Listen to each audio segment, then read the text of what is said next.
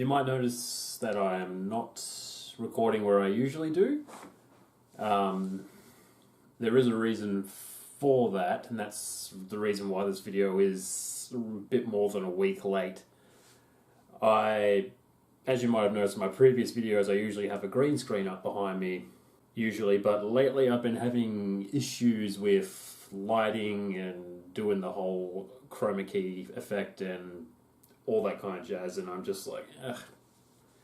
It's not really working for me at the moment, mostly because I don't have too much space to work with at the moment. I think for future videos I will record here, just at my little workstation here. I am going to keep this review spoiler free because even though it's been out for a week, I realise people might not have seen it yet, so no spoilers. Spoiler review up in the next couple of days, hopefully. So coming out of the movie, there was only really one word I could think of. Take it, Owen Wilson. Wow. Right? Yeah, great. Amazing. So going in, few things I was worried about. I was worried there was going to be a weak villain, that a lot of the cast weren't going to have a lot of screen time, that there's going to be no consequences in the movie, and also that's going to be basically just a comedy movie. But I'm happy to say that most of those things don't occur. Thanos is actually a really, really, really good villain. Well, really good villain by Marvel standards.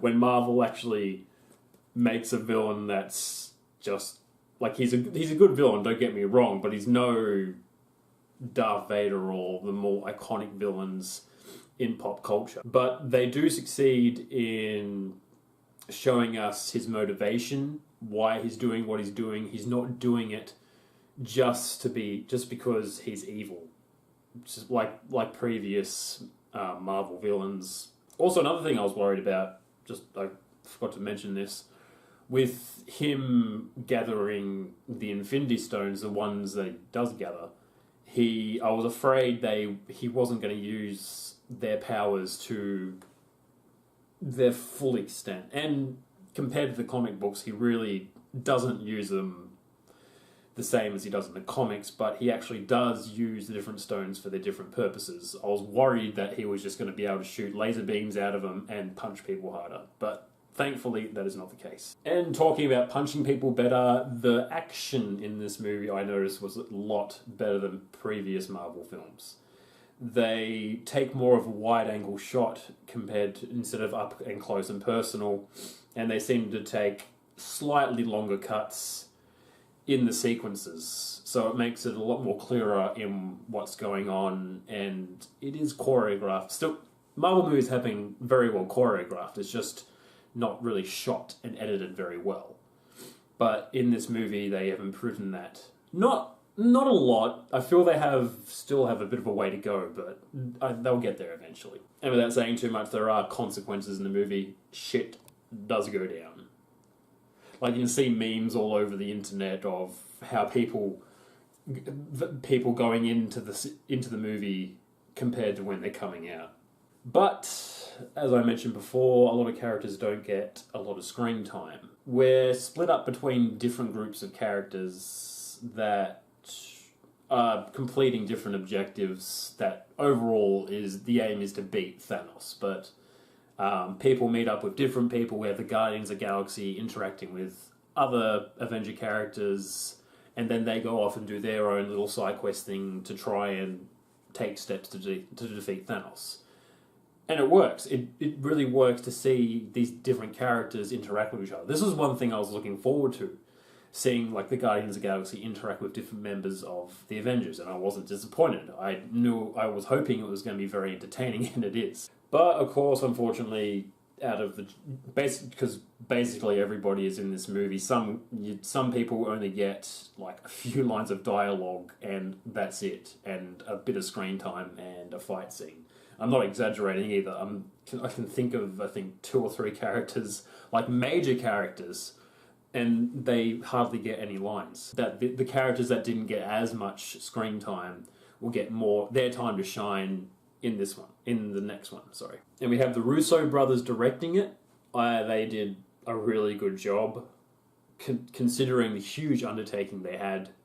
Like, with just all these different characters and just the grand scale of everything and just trying to make it into a comprehensive story and make it work, they did a really good job, I think.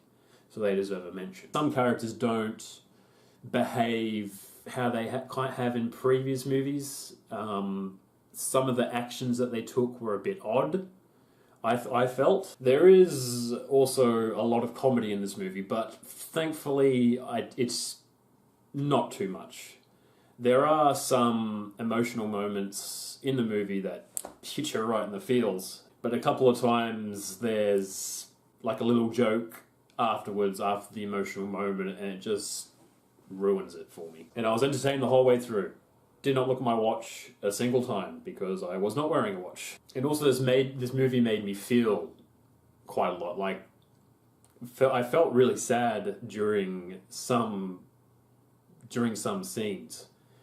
And that doesn't always happen. I wasn't expecting it in a Marvel movie. It's just, a movie is good when it can make you feel things like that, when it can make you feel different emotions. Like, to me, just that in itself is a success. So the pros for this movie is better action, a fantastic villain, it looks great, entertained the whole way through, and it hits you right in the feels. And the cons are a lot of characters don't get a lot of screen time, and some characters don't behave really how they used to in previous films. And finally, the final con, that I can't think of anything else bad to say about this movie. Alrighty, ladies and gentlemen, thanks a million for watching. If you like this video, leave a like. If you like my channel, give me a subscribe. I would really appreciate that, and I'm not desperate at all. And I'll catch you on the flip side.